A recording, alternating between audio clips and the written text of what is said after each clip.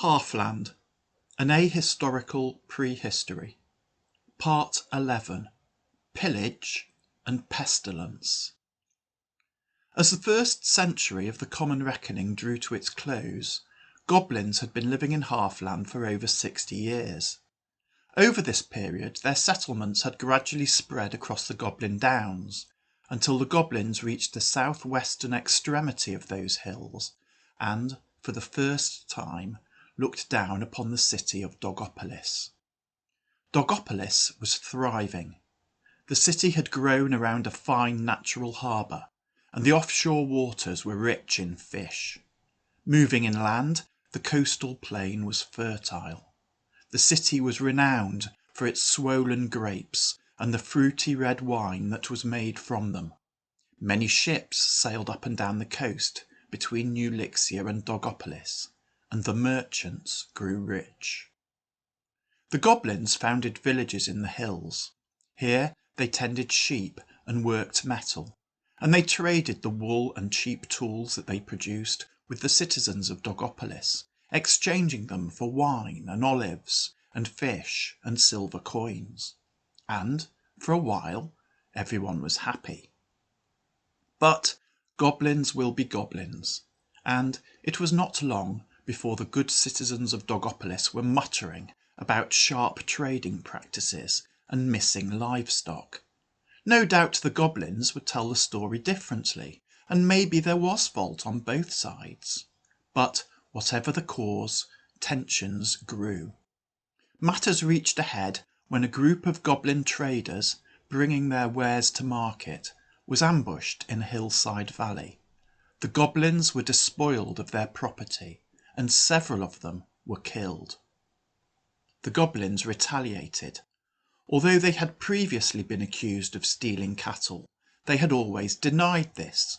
After all, from time to time cattle may wander off and get lost, and not all thieves are goblins. But now there was no doubt about the matter. Gangs of goblin cattle raiders regularly descended from the hilltops and returned home, driving herds of cattle before them. The farmers dwelling at the foot of the Goblin Downs were dismayed, and sent messengers to Alberos Dogface, the ruler of Dogopolis, begging his aid. At this time, being the 103rd year of the Common Reckoning, Alberos was in his mid-50s, a muscular yet elegant man, whose well-turned limbs and gracious manners were such as induce flutters in many a female heart. But Alberos' wife Orthia had no concerns on that count. In his youth his brother's dog had made a dinner of Alberos' face, and he was no longer pleasant to look upon. Alberos decided that the best way to resolve the situation was to march his army into the Goblin Downs, burn and plunder a few goblin villages, kill as many goblins as he could, and generally teach them not to mess with the Dogopolitans.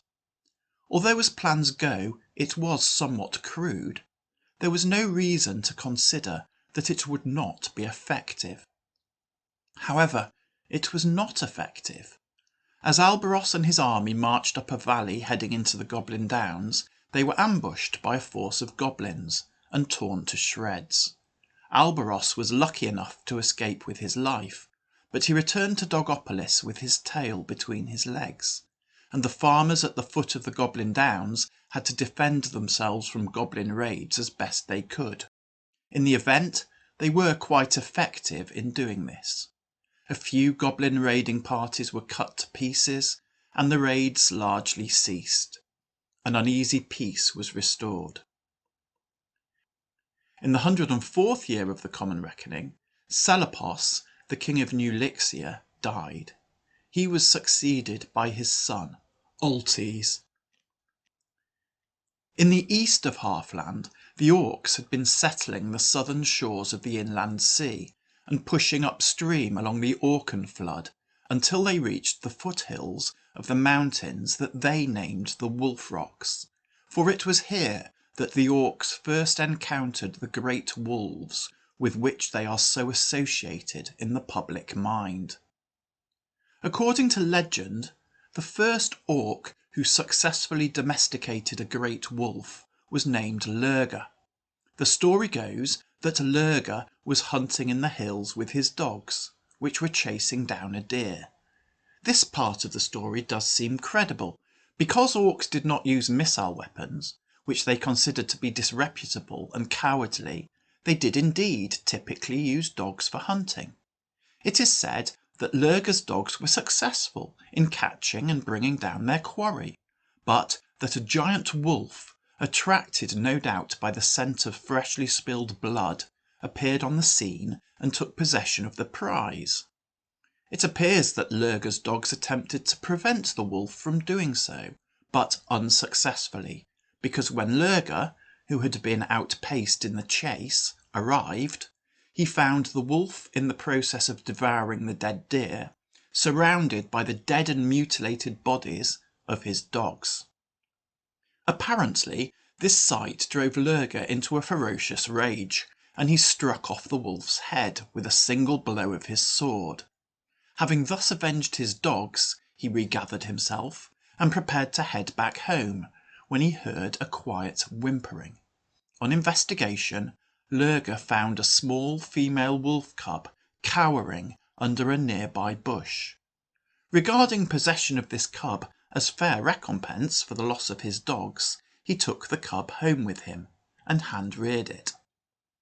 Lurga and the wolf cub formed an intense pair bond. The wolf grew and grew in size until it was over 5 feet high at the shoulder, and its vicious nature became ever more apparent. But while it would tear the throat out of anyone else who approached it, it was gentle as a lamb with Lurga, even to the extent that it would let him ride upon its back. Given the nature of orcs, the ownership of such a violent pet earned Lurga a great deal of respect, and it was not long before other orcs attempted to emulate him. The results were mixed. Some decided to try and capture and domesticate a fully grown great wolf. It soon became apparent that capturing such a wolf was extremely difficult, and domesticating it was impossible. Observing this, others decided to try to kidnap a wolf cub by stealth from its mother's side. It soon became obvious that wolf mothers are extremely observant and protective of their young, and that, in order to take possession of a wolf cub, it is absolutely necessary to first kill its mother. And, while Lurga reportedly struck the head off a she-wolf with a single blow, the majority of those who attempted this feat discovered that killing a fully grown great wolf is by no means so straightforward, although most of those who learned this did not survive for long enough to benefit from this knowledge, or to pass it on to others. Those who did succeed, but so came into possession of a male wolf cub, discovered that male great wolf cubs could not be domesticated at all, and, once they had grown to a size to do so, would kill their would-be domesticators at the first opportunity. Only the female great wolf could ever be domesticated. All in all, the acquisition of a domesticated great wolf was challenging, and many orcs died in the attempt. But several orcs succeeded, and by performing this feat immediately and materially increased their social standing within Orcan society, not least because anyone who crossed them would have an angry and murderous great wolf to deal with. A number of orcs attempted to breed from their domesticated she-wolves, but without any success. Even if such a she-wolf allowed a male dog to approach her, she would kill it immediately if it were foolhardy enough to make any amorous attempt on her, and no wild great wolf would even approach a domesticated great wolf. These factors meant that, contrary to popular opinion, there were never any great hordes of orc and wolf riders. The quantity of these riders was always relatively small, but, although few in number, their fearsome reputation on the battlefield was entirely justified. In the 106th year of the Common Reckoning, Botolph, the king of the dwarves of the Dark Hills, died of a shaking fever. He was only 16 years old and had fathered no heir. The next in line was Bydolph, the 5-year-old son of Bygarth. But Bydolph had never been to the Hillhold or to the Dark Hills. He had lived all his life in South Vale, where Bygarth had died, held in widespread contempt, having fled the Hillhold in panic, leaving Ursa and Botolph to their fate. The dwarves of the Dark Hills had no desire to be ruled by a foreign child of a tainted father. The next in line to the throne was Boddi, the Earl of Unnascrag, and as Boddi had been acting as regent in any case, it was natural for him to step into the dead king's shoes and be crowned in his place. And so it was done. In the year 111 of the Common Reckoning, the dwarvish lands were beset by the purge pox. The origin of this great plague is not clear, but we do have several extremely graphic descriptions of the symptoms, which included the violent and simultaneous ejection of material from most bodily orifices. There was no cure. The only respite was provided by the sweet release of death. Purge pox appears not only to have been almost inevitably fatal, but also extremely infectious. A conservative estimate is that it killed around 1/3 of the dwarves living in the lands between the Silver Stream and the Great River. Notable casualties included Hammond, the king of the Geitsmark, and Boddi, the king of the dwarves of the Dark Hills.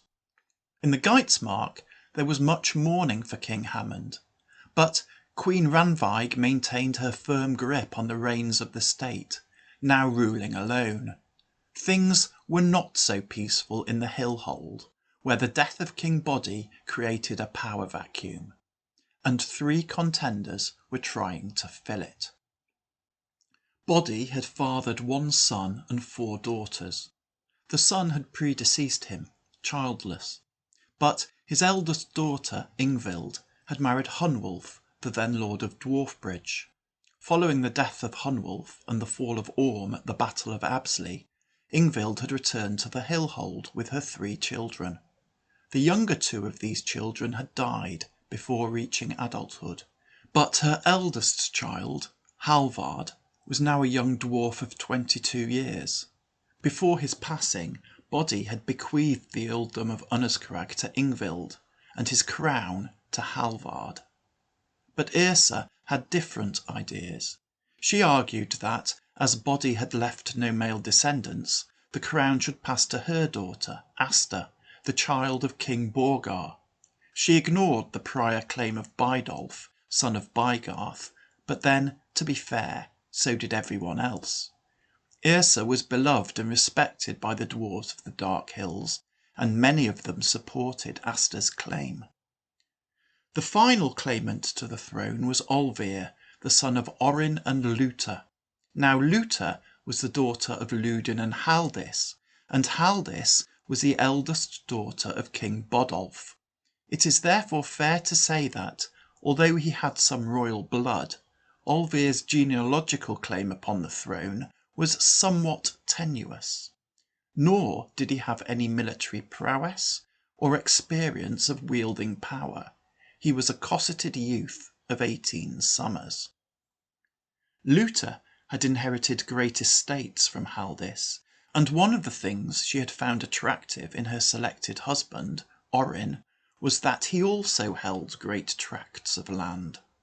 Orin had died shortly after Olvir's conception, leaving Luta as one of the greatest landholders in the Dark Hills. She doted on Olvir, her only son, and, despite his manifold inadequacies, repeatedly told him that he was destined for great things. Now, if his mother had lived longer, or been less partial toward him, it is probable that no one today would ever have heard of Olvir, But it was not so. Luther was another victim of the purge pox. Olvir was now an orphan. When Luther's will was read, it bequeathed to Olvir every last fragment of her lands and wealth. Annoyed by this, his elder sisters turned away from him, and so the only source of company and counsel available to Olvir was his wife, Katla, and Katla was every bit as young and foolish as Olvir. Events unfolded thus. As Ingvild and Halvard sat by Boddi's bedside, even as Boddi drew his last breath, Yrsa declared that Asta was now the rightful queen of the dwarves of the Dark Hills. She sent the palace guards to bring Ingvild and Halvard to her, intending that they should swear loyalty to their new queen. But this did not happen. Leaving Boddi's still warm corpse behind them, Ingvild and Halvard fled south to Unnaskrag. The histories are confused, but it seems that those members of the palace guard who were loyal to Boddi warned them of their impending arrest and aided them in their escape, and may even have accompanied them on their journey. Asta was crowned as Queen of the Dwarves of the Dark Hills. Meanwhile, Ingvild took the title Lady of Unnaskrag, reasserting the independent sovereignty of that earldom. She also declared that Halvard was the rightful king of the Dwarves of the Dark Hills. Both Yrsa and Ingvild started each to raise an army with which to make good the claims of their respective candidates for the crown. But the purge pox was raging. People were unwilling to leave their homes, and any concentrations of troops that could be mustered were needed to maintain law and order, as drunken gangs roamed the empty streets, systematically pillaging the possessions of the dead. On both sides, the preparations for war stalled. Olvir's estates in the Dark Hills were not exempt from the general civil unrest consequent on the purge pox. It seems that Olvir, accompanied by armed members of his household, started to travel around his estates, with the primary objective of protecting his own property. He was successful in doing this, killing several unarmed, inebriated looters in the process.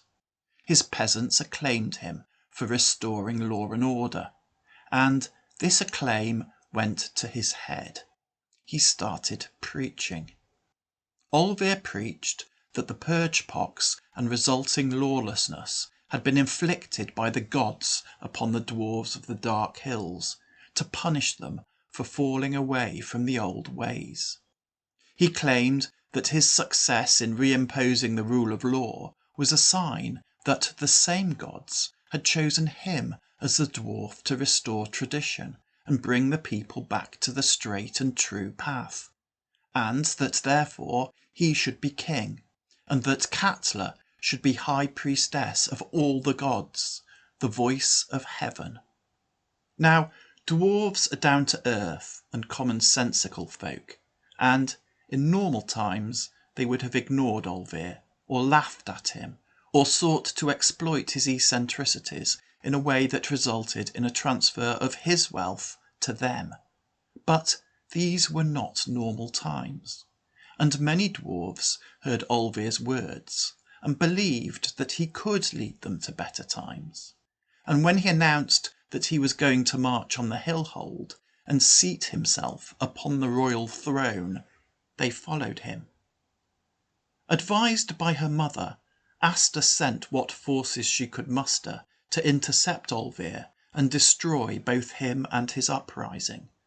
The forces met at Throsted, at the foot of the Dark Hills. Olvir won a famous victory, although he did not live to enjoy it. He was slain in his moment of triumph. But as the ravens circled over the battlefield, Katla stood over Olvir's lifeless body and, swearing that through her the gods would avenge his death, she pronounced curses upon Aster and Ayrsa, and resumed the march on the now undefended hill hold.